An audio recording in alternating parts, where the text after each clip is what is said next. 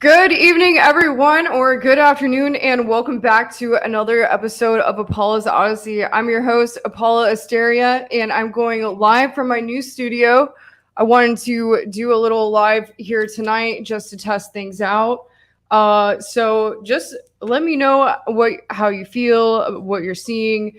So I'm basically just set up in my new place in the Hollywood Hills, and it's been a very crazy long transition period. I basically had to move into my new place, move all my stuff into my new place on the 1st, and then I couldn't technically live here till like the 15th. I've had Disclosurefest going on, and a lot of my homies, all my colleagues out here in the disclosure community have been out here in Hollywood. So I've been kind of working on some projects with them, which I'll be talking about a little later in the show. So I'm really excited to be here tonight. Please let me know how you feel about the sound. Again, this is my first time testing everything out in the new studio. Obviously, to you, it looks like the old studio because I still have my same set here. Everything's the same. I'm just in a much nicer place in the Hollywood Hills. So I was in the Hollywood Hills before. Now I'm in a different place here. And I'm really stoked about this place because I have way more room for my projects. So I'll be able to take things up to a whole new level, and I'm really stoked about that. So I'm actually about to start working on a new Shaman Spears collection soon. Once I get back from the Mount Shasta summer conference, so we'll get into those things in a little bit. But also I plan on taking my spears and my art to a whole new level here with more space to work on things. I have some ideas for some new projects that I want to work on as well. Also, in regards to filming, I won't just be going live, but I'm also working on a series for a network. So I'm excited to really buckle down and start writing more scripts on that. And I've actually been talking about that for a few months now, but been so busy with my adventures. So hopefully I get some time now that I'm settled in here to actually buckle down and write that, and that should be coming out soon. I also plan on doing some more like edited, shorter 15-minute type videos. I'm going to set up a green screen here as well now that I have more space, so I can kind of do some voiceover of like footage kinds of things, like 15-minute things that will be a little bit easier to promote on YouTube besides just the live things I'm doing. And I'm hoping that I'll get my subscribers up here, because, that's important to me, getting my subscribers up, selling my products, because as you all may know, as you may have heard from me before, I can't really work in the entertainment industry anymore because I don't have, the thing. So this is what I'm doing now. This is how I have made my career in entertainment until maybe Hollywood decides to open up and, make some changes. This is what I'm doing for now. And it's been a crazy transition going from being a sort of rock star actor to being a YouTuber and everything. But I've been doing everything in the UFO kind of disclosure conference scene for years now, really, the whole time I've been in Hollywood. But, now that because of all the transitions of what's happened in the entertainment industry and the mandates and everything, I've moved to just focusing on this. So it is really important to me to sell my art, to for all of you out there to support my channel, because this is what I'm doing now, as I can't get the thing and go with the mandate. So it's much appreciated if you all are here to support me.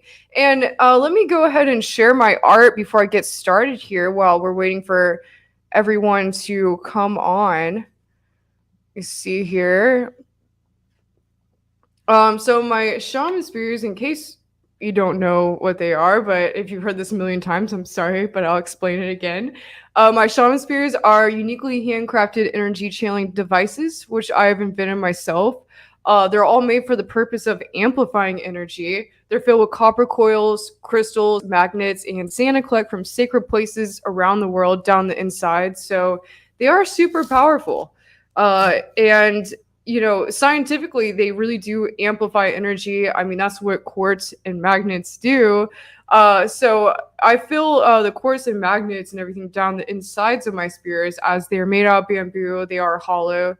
A lot of times I have vegan people say, like, oh, these are made out of animals, like they have an issue with it. But actually, they're all 100% vegan, because I use faux fur and faux leather, and the staff is made out of bamboo. I guess maybe the only thing people could maybe have an issue with is the feathers. I mean, I don't know if they fell out of the birds or if they were taken forcibly. I'm not sure. So I'm sorry about that. But that's what it is. And I actually paint crop circles that have been found around the world on my spears. So that's what the symbols are on them. So definitely check those out. I'm working on a new collection now that I'm at my new place now, and that's going to be called the Ultraviolet Collection. I don't know if any of you have heard about, you've seen the pictures of what bees and like butterflies and like bugs, how they see flowers, like the way that they see light. They actually see an ultraviolet light. And I think that's really fascinating, and I've been wanting to do a collection that's kind of themed on that for a while. And the symbols on that one are going to be in more of a blacklight UV paint. So that's going to be really awesome. I don't know when those will be ready. I've barely started on them. I was hoping to get them done before my upcoming events this year, but all the events I have coming up now are pretty much soon to be over, and I'm not sure when the next ones are going to be. But so I just finished Disclosurefest, and I'll get into that in a minute. But besides that, I'm actually about to be at the Mount Shasta Summer Conference from July 7th to 10th. And that is up in Mount Shasta. And you can just look anywhere online for it. It's the Mount Shasta Summer Conference. But please, I need to sell 3 tickets. I've been having major issues selling these.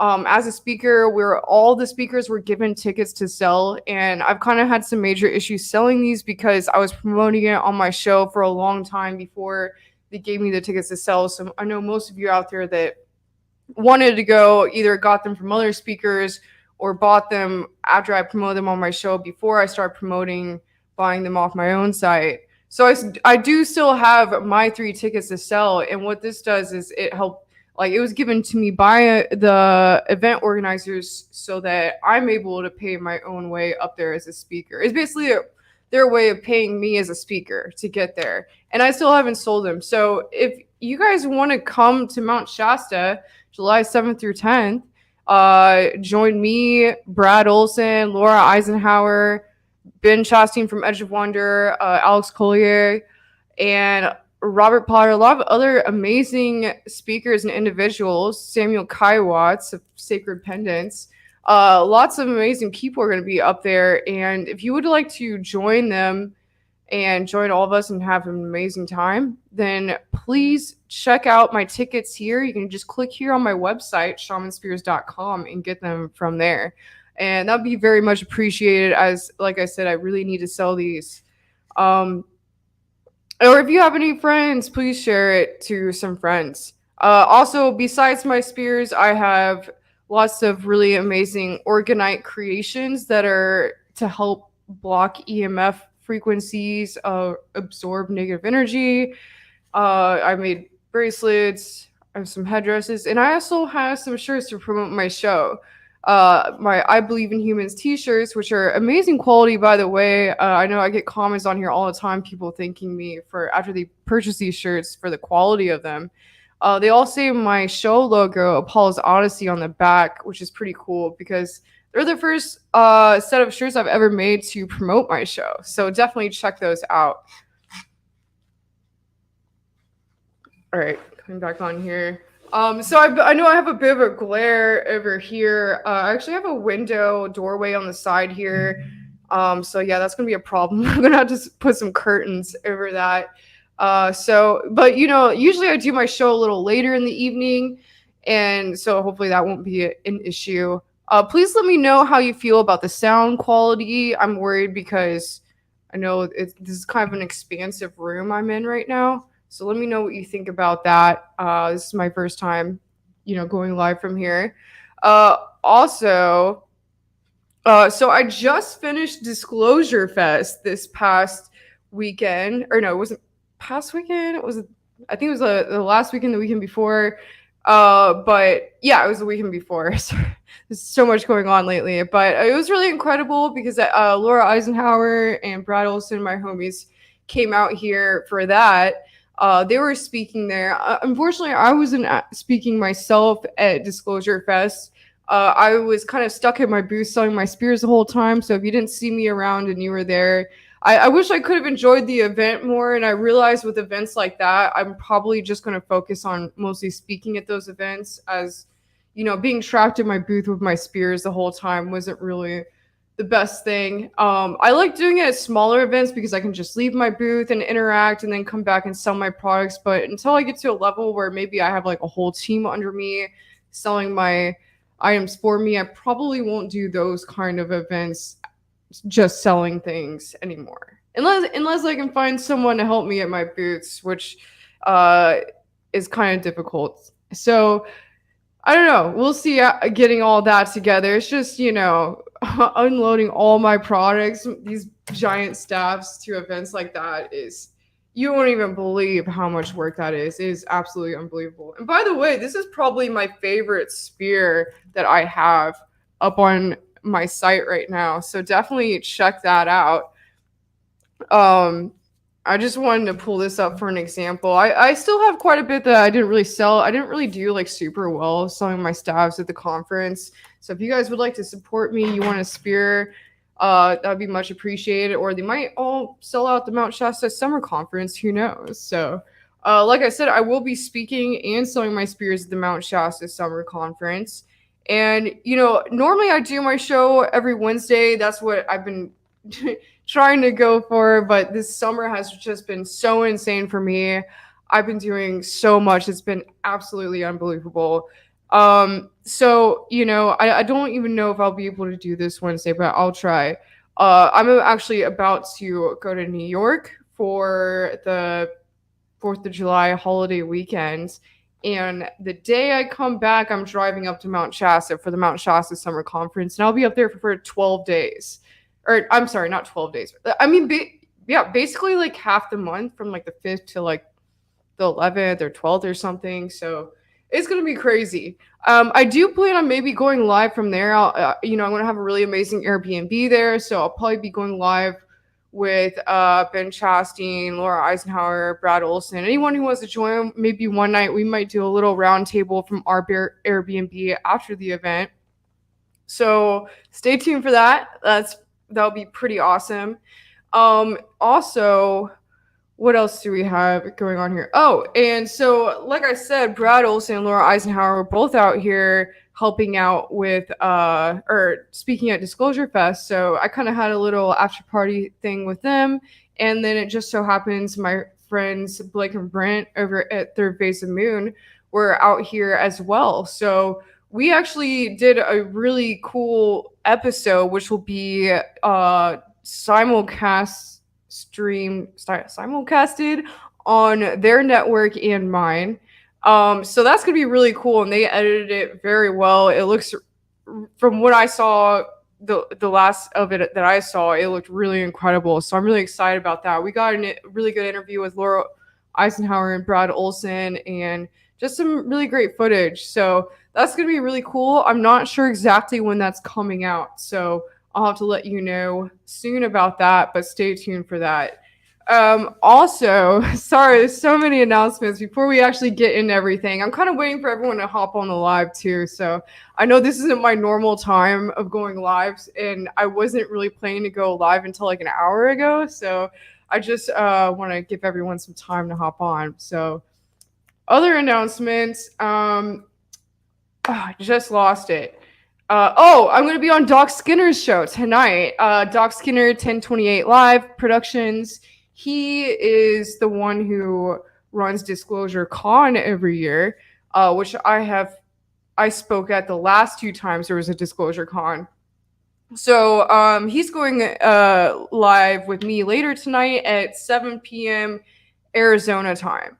So that's going to be really awesome. I'm excited for that. I'm not really sure what we're going to get into. Probably the latest in Disclosure, maybe, I'll probably talk about the events I have coming up, but, we always just have an amazing conversation. I'm sure things will just come through as we're talking.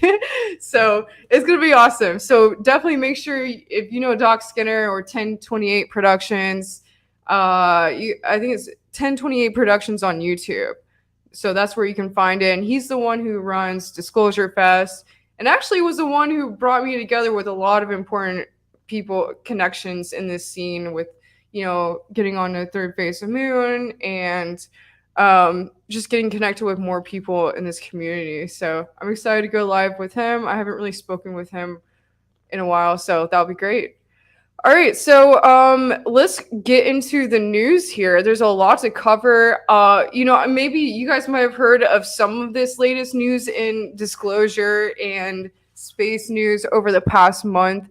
But so sorry if some of this is repetition for you, but I haven't been able to go live in a month. So I'm going to do this now. So yeah, let's get into this. All right, there's just so much to cover. Let me see what we should start with here first. Okay. I think the best thing to start out with first is Space News Weekly Recap. And this came out on the Indian Express. I thought this was an interesting article as I was kind of going through things earlier. This kind of does a brief recap of everything that happened in the past week or 2 weeks in regards to space. But so I'm going to kind of break this down. This was from June 21st. So, like I said, I haven't done a live in a month, so sorry if some of this is repeat, but I want to go over it in my own way with you all if you've already heard it. Is some of the stuff that I'm reporting on just happened in the last couple of days. So let's go over this recap first because I like the way they did this, and then I'll kind of put up some articles from, some of these different moments here, and we'll get into it further. So, Space News Weekly Recap, Science of Aliens, Cosmic Cannibalism, and much more. From a cosmic cannibal ripping up an entire planetary system to reports of signs of extraterrestrial life, here is some of the most exciting space news from last week. From China's lander finding evidence of native water on the moon, and the country saying that it had detected signs of an alien civilization, to NASA's Perseverance rover finding an unexpected piece of foil on Mars. Okay, that's weird. A piece of foil on Mars. Kind of weird. And the discovery of the fastest growing black hole. Scary. The last week has been very exciting for all the space nerds out there. Here we have put together some of the most interesting space news from the last week in case you missed it. And obviously this was last week as of June 21st. So, but this month has been pretty crazy when it comes to space news and disclosure. So let's get into this here. China said they may have detected signs of alien civilizations. China said that the massive Giant Eye telescope may have picked up signs of alien civilizations, according to report by the state-backed Science and Technology Daily. The publication later appeared to have deleted reports and posts about the discovery, but not before it began trending on Weibo and got picked up by various news outlets. Sky Eye detected narrow band electromagnetic signals that differ from previous ones captured, and the team is investigating them, according to Zhang Tongji, chief scientist of an extraterrestrial civilization search team co-founded by Beijing Normal University, the National Astronomical Observatory of the Chinese Academy of Sciences, and the University of California, Berkeley, who was cited by the Daily. And so, again, like I said, I'm going to get more into that later. So I'll be pulling that up, some more specific articles on that. And I have some connections myself I've made with it. So number 2, NASA's Perseverance rover finds a piece of foil on Mars. The Perseverance Mars rover captured an unexpected image with its left Mastcam Z camera, a shiny piece of foil stuck on a rock on the neighboring planet. The object was determined to be a part of a thermal blanket that may have come from the descent stage of the rocket that landed the rover and the Ingenuity Mars helicopter on planet. Maybe, maybe not. Who knows? Hey, maybe there's entire civilizations on Mars and, who knows? But it's interesting. So that is a fairly satisfying explanation, except for one caveat. The descent stage crashed about 2 kilometers away from where the piece of foil was spotted, but scientists have no explanations for how it reached there. Further, they aren't sure which part of the spacecraft it came from. Currently, it is theorized that the piece landed there during the descent of the spacecraft or was blown there by Martian winds. So number 3. Fast-growing black hole. Astronomers from the Australian National University have discovered what appeared to be the fastest-growing black hole ever spotted in space. Yikes. According to them, the black hole is growing so fast that it consumes the equivalent of 1 Earth's mass per second. The black hole is 7,000 times brighter than all the light in our galaxy put together, making it visible to astronomers across the planet. That's kind of scary. Scientists speculate that the massive black hole formed as the result of 2 galaxies colliding with each other. Typically, black holes are formed when massive stars collapse upon themselves, causing a supernova. The remaining core of the star is crushed by gravity and becomes a black hole, trapping everything, including light. Number 4, China's Chang'e 5 lander finds native water evidence on the moon. Samples collected by China's lunar lander Chang'e 5 has delivered the first real-time on-site definitive confirmation of evidence of local origin water on the moon. Chang'e 5 collected samples from the moon's Oceanus Procellarum, which is an ancient basalt mare whose name means ocean of storms. The first confirmation of water signal was given by an onboard spectral analysis in 2021, and this was later validated when the lander returned in 2022 with the laboratory tests of the samples. The team later determined that the water originated from the moon itself instead of being a consequence of solar wind or external factors. Interesting. White dwarf star ripping up an entire planetary system in a case of cosmic cannibalism. Number 5. A star's death throes are so violent that the dead star left behind, called a white dwarf, is disrupting an entire planetary ecosystem by sucking in debris from both its inner and outer reaches. This phenomenon also marks the first time that a white dwarf star is consuming both rocky metallic and icy material, both of which are ingredients of planets. Scientists were able to diagnose the case of cosmic cannibalism using data from the Hubble Space Telescope and other NASA observatories. White dwarf stars are formed when low-mass stars like our sun exhaust most of their nuclear fuel. they're typically dense and about the size of a planet. These findings are particularly interesting because of the kind of icy objects pulled in by the dwarf star is credited for crashing into dry, rocky planets in the solar system and irrigating them. Such comets and asteroids are believed to have been delivered to Earth billions of years ago, making life possible on this planet. All right, so I think that was a really great recap there. Let me come back and check out the comments you guys have been pulling up. I'm not sure who this is, but Tabitha Player said, I just did a beach photo shoot with my shaman spear from Apolla XOXO. I'll tag you on IG post. Please do, Tabitha.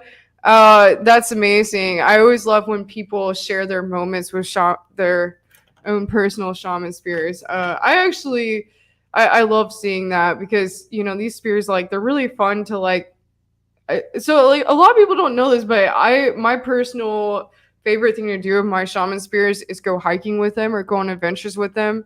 And if you know me well, you know that if you go on a hike with me, you're going to be forced to carry a shaman spear. I'll do this with entire groups of people. I've done it many times before. I kind of gather all my friends, and before we go on a hike, I'm like, okay, you're all carrying one of these. And even if they refuse, I'm like, nope, you have to. You just have to. You have to know what it feels like. And it's a great feeling. It really is. So I love hearing other people's adventures with their own spears. It's pretty interesting. So just kind of going through the comments now. Okay, so let's move on to the next thing here. Man, what to start with? So I actually kind of made some connections with. I want to kind of get more into this whole China thing because I have. Actually, you know what? We'll get into the China thing in a little bit. First, let's start with. This is kind of interesting. You know, I think, you know, it's interesting to announce what NASA is doing. I know a lot of people think they're a front for like the real secret space program that's out there. That's probably more black budget corporations and everything, but it's still interesting to just, you know, kind of be in the know with what NASA is doing. And I thought so apparently NASA has a launch pad in Australia. I didn't know about this, so I just found this earlier, and apparently they did their first. I believe it's their first launch from there today. So let's go over this now. So NASA blasts off from Australian outback in historic launch. NASA's first ever launch from a commercial site outside of the United States blasted off from Australia's outback late Sunday in a historic moment for the country's space industry. In the first of 3 planned launches from the Irnhem Space Center, the rocket-carrying technology likened to a mini Hubble telescope lifted off, blasted about 350 kilometers into the night sky. It is a momentous occasion for us as a company in particular, but it's historic for Australia. Equatorial Launch Australia CEO Michael Jones told AFP ahead of the liftoff. Jones, whose company owns and operates the launch site in the far north of Australia, described it as a coming out party for the country's space industry and said the chance to work with NASA was a milestone for commercial space firms in the country. After a series of rain and wind delays, the suborbital surrounding rocket soared into the sky to study X-rays emanating from the Alpha Centauri A and B systems. After reaching its apogee, the rocket's payload was to capture data on the star systems before parachuting back to Earth. According to NASA, the launch offers a unique glimpse of the distant systems and unlocked fresh possibilities for scientists. We're excited to be able to launch important science missions from the southern hemisphere and see targets that we can't from the United States. Interesting. That's really interesting. So Nikki Fox, NASA's Heliophysics Division Director in Washington, said on announcing the mission.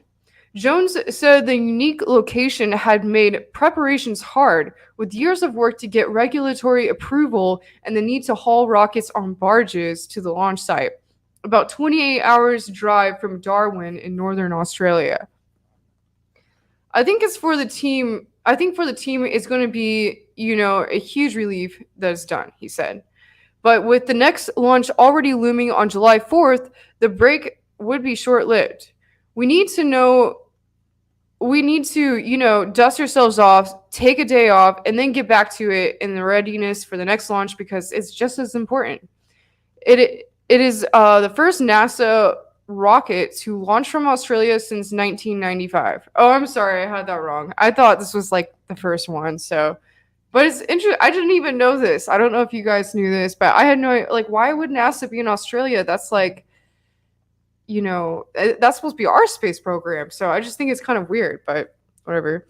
The project was hailed as the start of a new era for the country's space industry by Prime Minister Anthony Albanese. So that's just kind of interesting to me. Like, why would NASA launch from Australia? I mean, isn't it supposed to be their country, our country's thing? I don't know. Kind of weird. Sorry, just looking in the comments here. S. Owen says, "Were you in Thailand? How was it?" Yes, I went to Thailand twice over the course of like the spring. Both each time for almost an entire month. So, yeah, that's why I haven't been doing my show as much over the since the beginning of this year, really, because I've been doing so much with all of that.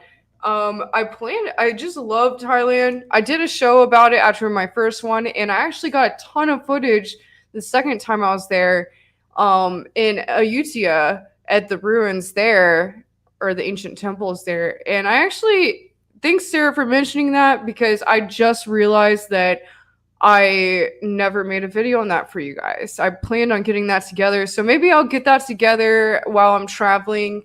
Maybe I'll just edit it on the plane when I'm headed to New York in a couple days here. So yeah, maybe stay tuned for that and I'll get that together. So just looking at some more here. Jim says, Apolla, did you ever try to make a pyramid shape with your shaman spears? I haven't tried to do that. I'm not sure what you mean by that. If you mean like stacking 3 together. But I do actually make some of my spears with orgonite pyramids at the end of them. I've just never thought about making them into a pyramid. I guess you could do that. So let me know if you try that out, Jims. I mean, I could maybe try that out and see how that goes. So, all right. So let's move on to the next thing here. I just thought that was interesting. I don't know if you have any thoughts about that. Nancy here says Australia has always been involved. In regards to NASA being in Australia, kind of weird. It's like if they're in Australia, like, are they set up in other places around the world? Like, I haven't heard of that. I thought I was under the impression that NASA was like our supposed space program, but maybe not. So, okay. So I want to get more into, let's see here.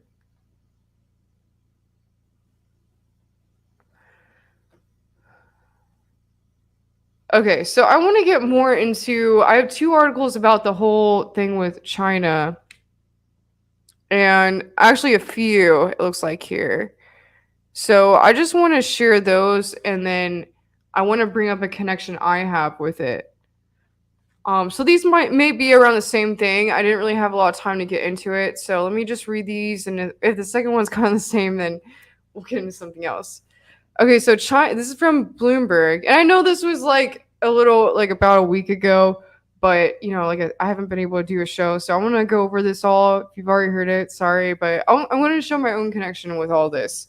Okay, so China said its giant Sky Eye telescope may have picked up signs of alien civilizations, according to a report by the state-backed Science and Technology Daily, which then appeared to have deleted the report and posts about the discovery. Isn't that interesting? So that always happens whenever they come out, whether it's like the New York Times or the Washington Post or, all these different incidents. Like I know, like I reported on for Third Phase of Moon, like I believe it was a couple years ago now. The New York Times came out with this post saying that that their task force had like unearthed a UFO in an archaeological dig, and then all of a sudden they retracted it. And then, obviously this happened with the Roswell incident forever ago. And it just always seems to happen where it's like they'll put something out that is like, like they're basically legit saying like, hey, we saw aliens, or we found this alien evidence of aliens. And then they retract it. And they're like, oh, wait, never mind. Don't worry about that. What is up with that? I feel I have my own personal opinion on that. And that is that they're testing the public to see if they are ready for this information. Because, that is something you have to think about when it comes to disclosure. I know a lot of you watching, a lot of people in the kind of disclosure community, don't feel that way and think that there needs to be disclosure now. But there are a lot of people, and I think this is not really as much the case now, but definitely the older generations had problems with dealing with the idea of extraterrestrial life. And obviously there's probably more people out there even now who feel that way. So I can understand if that's the case, like, if this is what's happening, if they're just kind of testing the public by coming out with these things and then retracting it. Maybe it's just, their way of testing the public to see if they are ready. And then, because it seems that there is definitely a ramping up with disclosure with all the hearings, everything that's kind of going on. And it's like, I know a lot of people in this community say like, well, why are we leaving it to the government to have disclosure? And I agree. I agree 100%. We don't need to wait for the government to give us disclosure. I mean, I think, like myself and many of my colleagues in the community and many of the people that are a part of the disclosure community and go to conferences and, watch all these shows, like we all feel that really disclosure has already happened. And it's because of, a lot of my colleagues and the people in this community. But, it's interesting to see the government disclosing it because it's like, maybe about like half the world does, or maybe even more, does already feels that, disclosure has happened or we've taken disclosure into our own hands. But there's still those like CNN watchers out there. That's funny. I call them CNN watchers. There's still those CNN watchers out there who aren't ready for it, or they're waiting for the government to tell them like, hey, yes, they're aliens. And they're going to be like, oh, okay, cool. Or they're going to freak out. Who knows? And they might freak out. So, it's interesting to see them testing this on the public like this. That's what I feel is happening. Okay, so that was a little bit of a rant, but let's continue here. The narrow-band electromagnetic signals detected by SkyEye, the world's largest radio telescope, differ from previous ones captured, and the team is further investigating them. The report said, citing Zhang Tongji, chief scientist of an extraterrestrial civilization search team, co-founded by Beijing Normal University, the National Astronomical Observatory of Chinese Academy of Sciences, and UC Berkeley. It isn't clear why the report was apparently removed from the website of the Science and Technology Daily, the official newspaper of China's Science and Technology Ministry, though the news had already started trending on social media, Weibo, and was picked up by other media outlets, including state-run ones. In September 2020, SkyEye, which is located in China's southwestern Jiangsu province and has a diameter of 500 meters, 1,640 feet, officially launched a search for extraterrestrial life. The team detected 2 sets of suspicious signals in 2020 while processing data collected in 2019, and found another suspicious signal in 2022 from observation data of exoplanet targets, Zhang said, according to the report.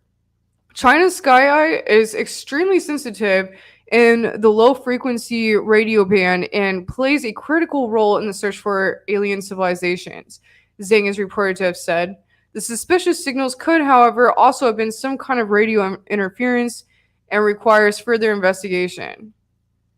Like, okay, that last part there, that could be referring to, in my opinion, like, what if what they're trying to say that they can't necessarily come out and say is that, maybe the U.S. government has a secret space program where they already are sending, or maybe, not the government, but maybe there's already these black budget programs that, like, the world elite have kind of got together and they're already sending ships out there, and these could be from those ships, who knows.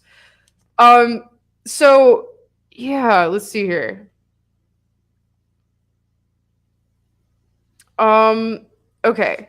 So I'm not going to read the second article I have on that because it's probably going to be the same thing, but I want to share with you all my connection on this. And that is, I don't know if any of you have heard of this, but this book right here, The Three Body Problem by, I can't pronounce his name, Xian Liu. I'm not sure how to pronounce that, but it's called The Three Body Problem.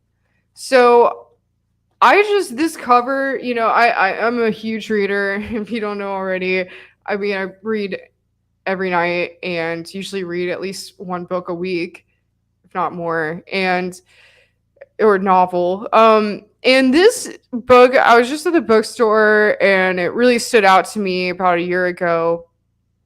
And I just had to check it out. I'm like, what is this? And so it's really interesting because this is a sci-fi novel that is actually a Chinese sci-fi novel that was translated into English. And it's interesting because normally like sci-fi novels you read are like American. Like I have never read a Chinese sci-fi novel. So I was like, wow, this is kind of fascinating.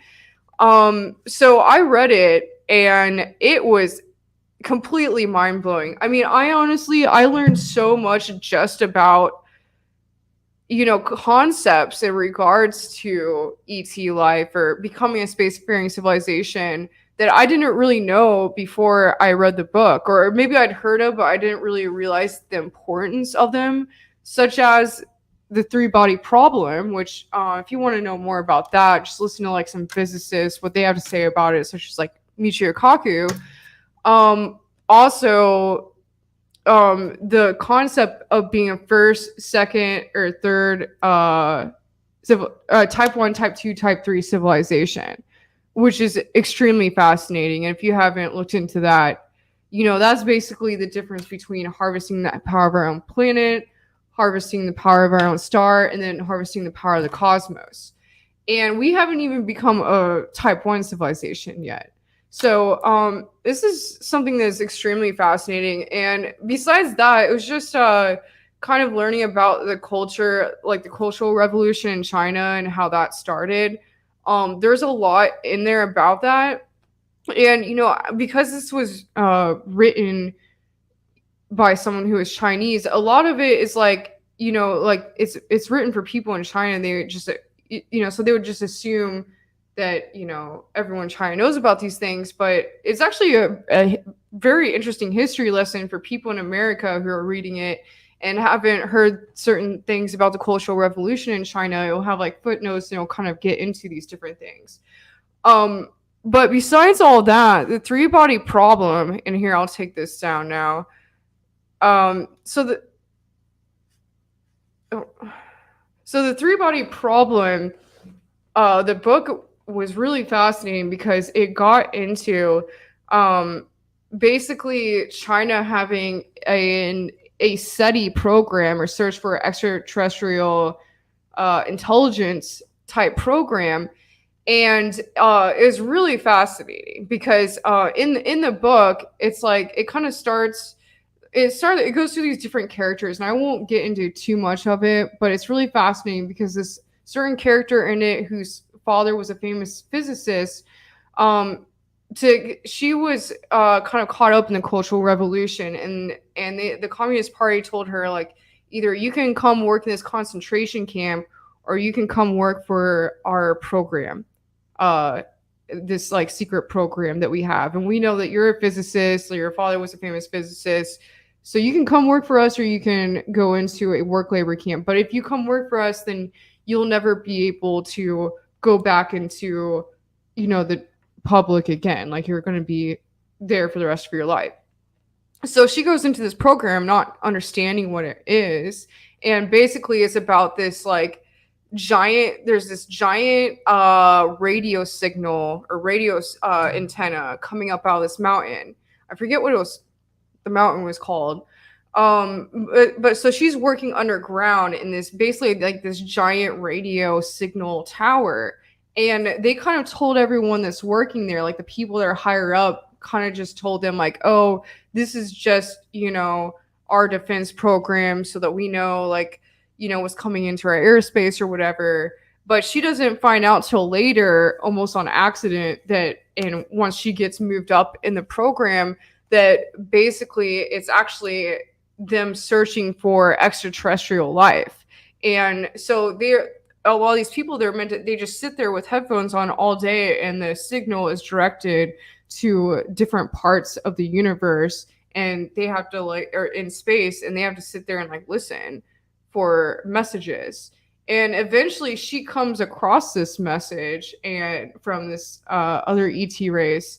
And I'm not going to ruin it for you because you just have to read it. But you definitely have to check that out because it is extremely fascinating. There are even parts in it where, like, so they kind of mentioned that the US has already been doing this in it. And there's actually like these entire like government documents with a bunch of stuff retracted, like, or redacted, saying that the US government had been working in these programs, but that they've been doing it first, and that they were trying to compete with US government and basically start working, or essentially start working with these ETs before they did.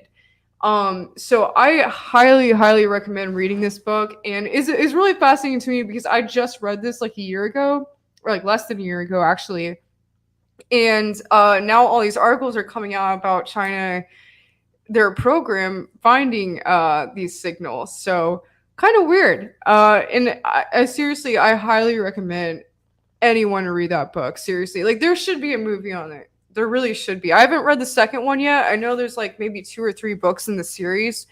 So I haven't been able to read the second one yet, but definitely check that out. So before I move on here, I want to say Doc Skinner's here, 1028 Productions.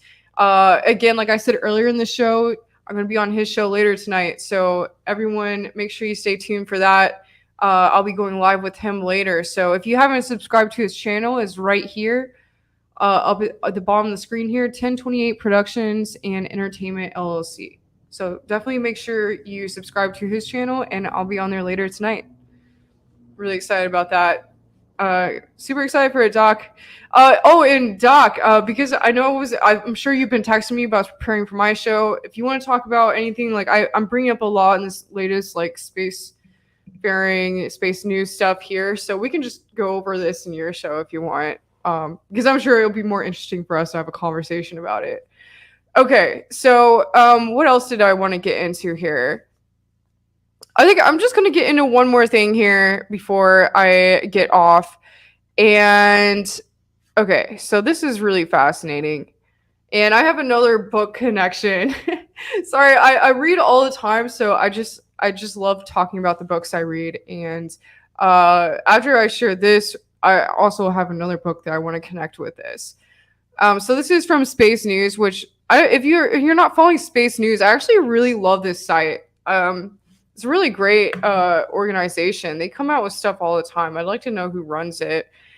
But yeah, I love sharing stuff from this site. So House appropriators partially restore funding for planetary defense mission. And this just came out today. So this is very recent news. Washington.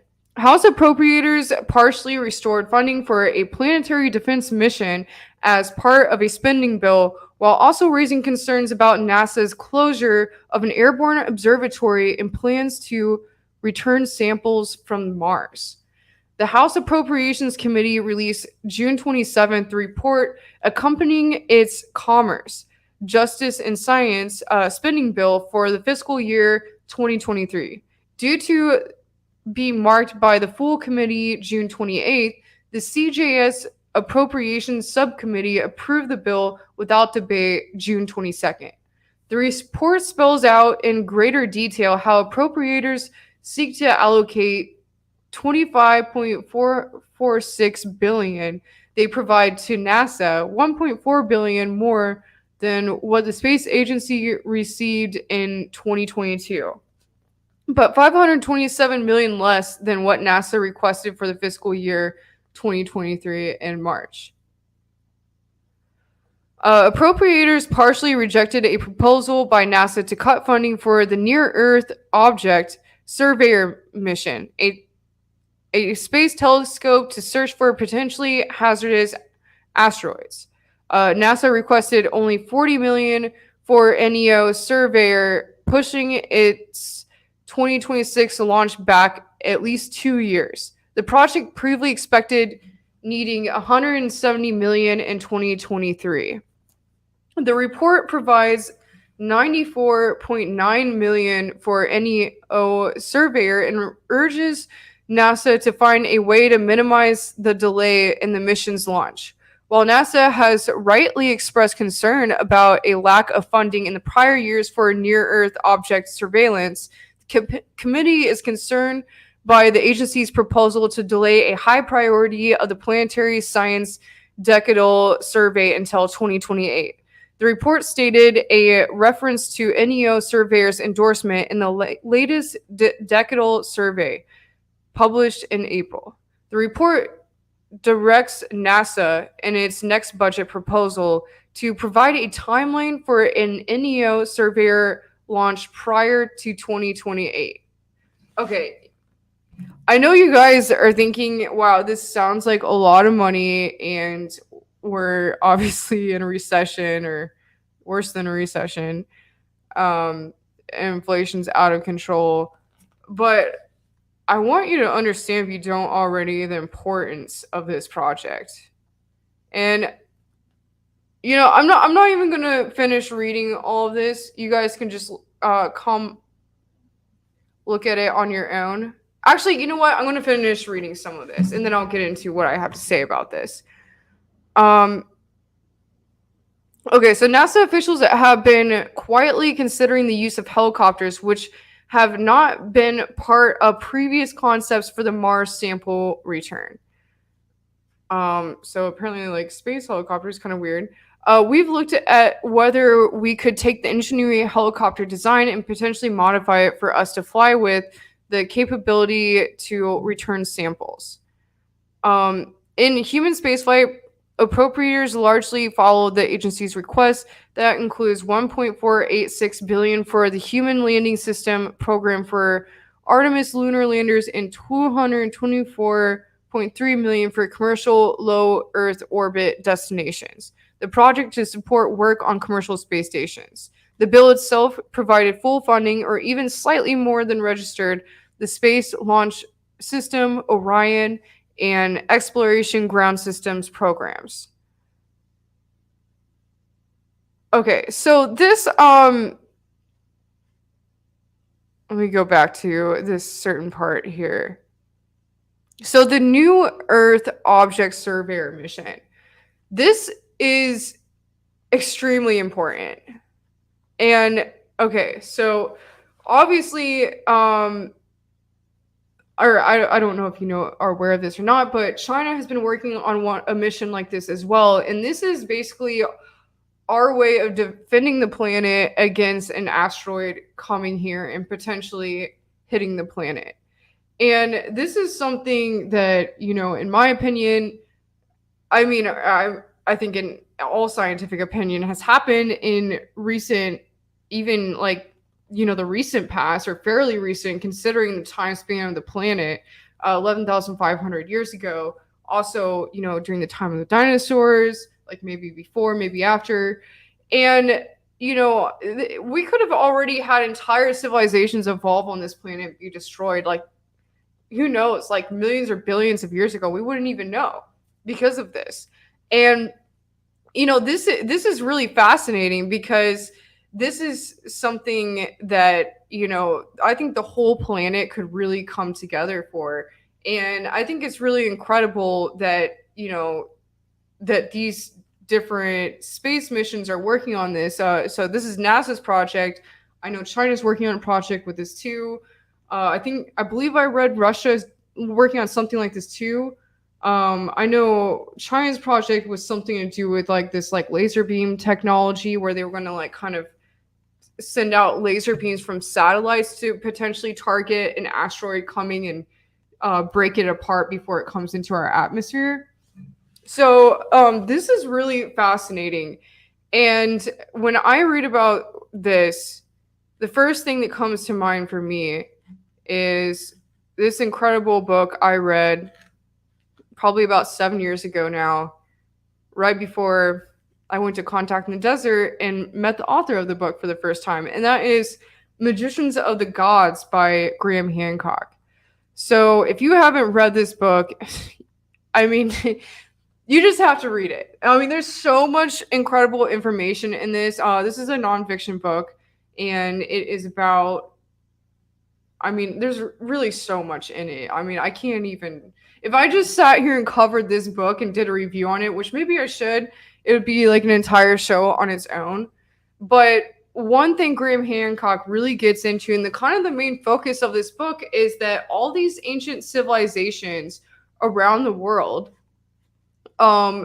basically had this program, or they all had written in their temples, they triangulated a certain time in history, which is around the time we are now astrologically. They actually like inscribed this in every megalithic temple around the world, that there was going to be something coming back.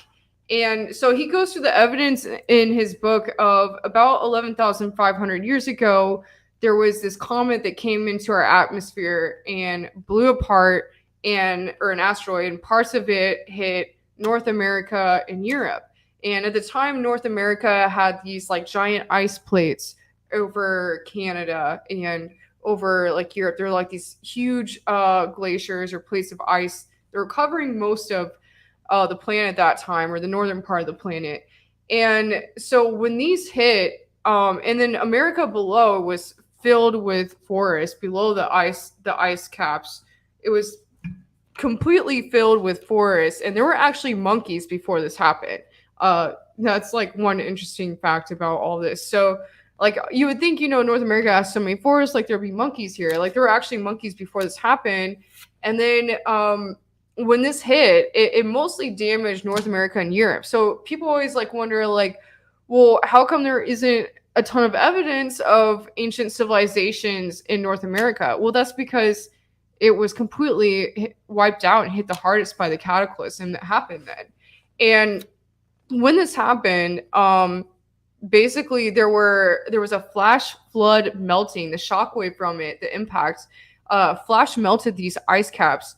And so first of all, the forest, continent-wide wildfires across North America and Europe. Literally imagine an entire continent of forest on fire. That's what happened.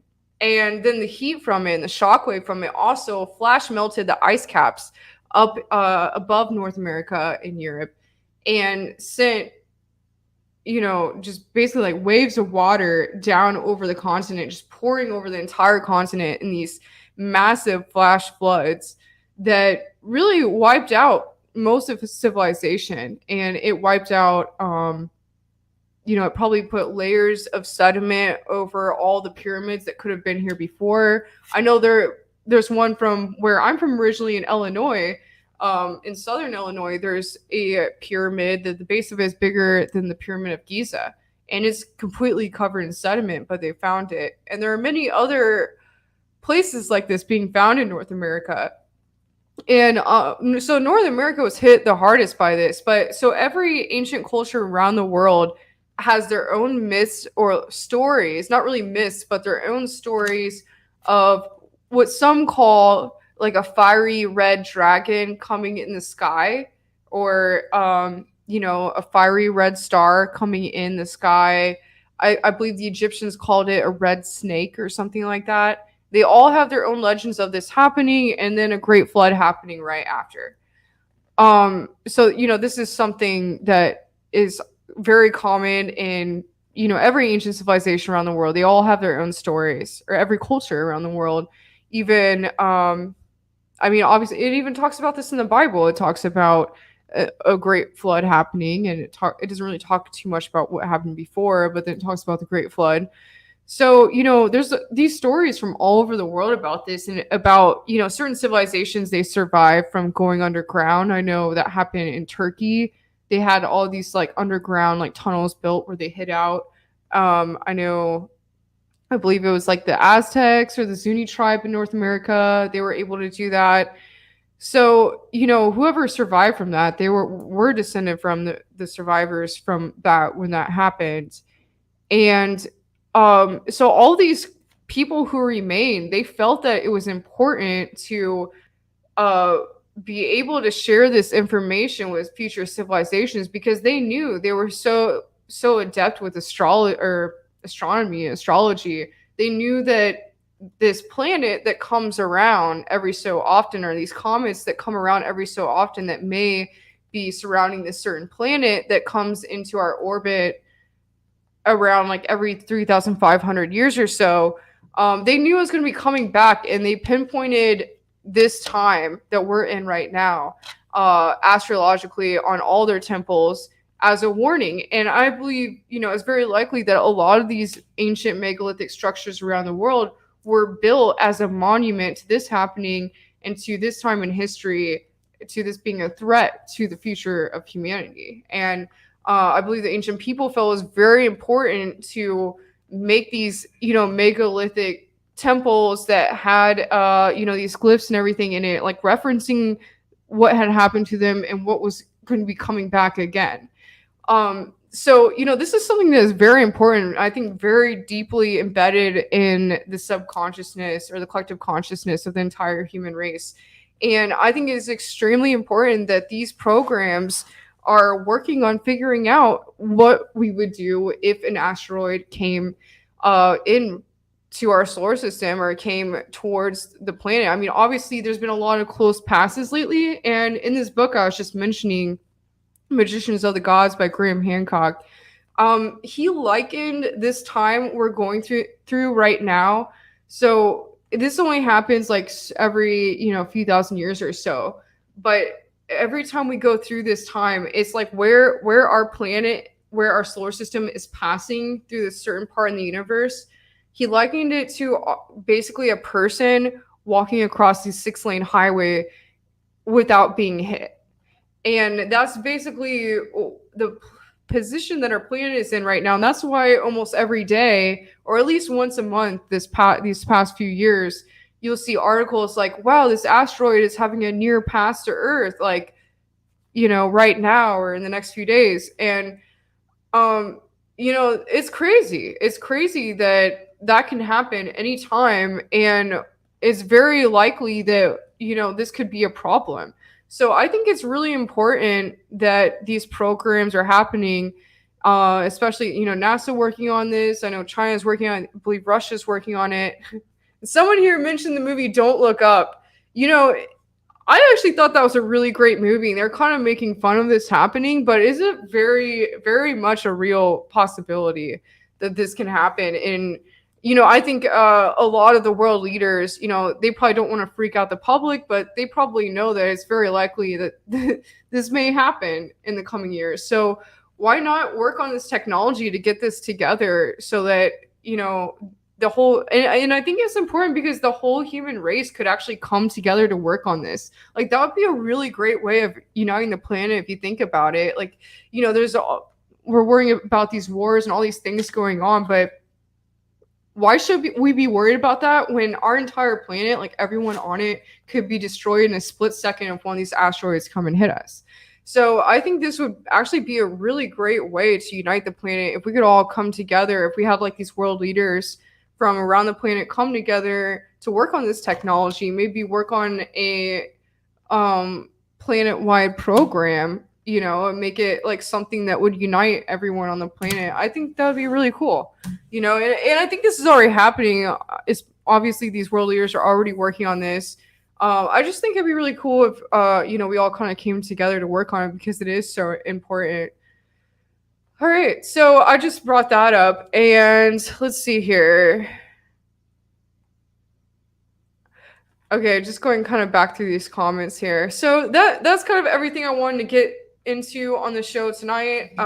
Like I said, I'm going to be on Talk Skinner's show tonight, 1028 Productions. So I'm excited for that. That's going to be at 7 p.m.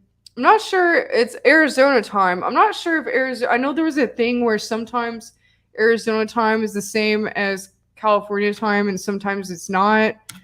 So it's kind of weird. So I don't know. I'll have to make sure what the deal with that is. But 7 p.m. Arizona time, I'll be going live with Doc Skinner. So I'm going to go ahead and sign off here. Thanks everyone for joining me tonight. If you want to help support me, please go to my art, which is at shamanspears.com. I have a lot of really amazing, uniquely handcrafted energy channeling devices on here. And that's kind of what funds me and keeps me going. So definitely come check those out. And again, I'll be speaking at the Mount Shasta Summer Conference. I still have 3 tickets to sell, so please check those out. You can purchase them here by just clicking on this here on my site, shamanspears.com. Okay, so and yep, 7 p.m. Pacific tonight on 1028 Productions. If you're not subscribed to Doc's channel, please check it out below. Go ahead and subscribe to that. All right, everyone. Thanks so much for joining me tonight. I'll be live on Doc's show later. And again, watch out for the episode I'll be coming out with Third Phase of Moon. We did an interview with Laura Eisenhower and Brad Olson. So that's going to be really awesome. So make sure you check that out or stay tuned for that. And I'm not sure when I'll be doing my own live show next. I may be able to take it on the road, so I'll let you guys know. So make sure you hit the notification bell so you know when I'm going live, because sometimes I just do it by the seat of my pants, and that's how it goes. So thanks everyone for tuning in, and until next time on Apollo's Odyssey, over and out.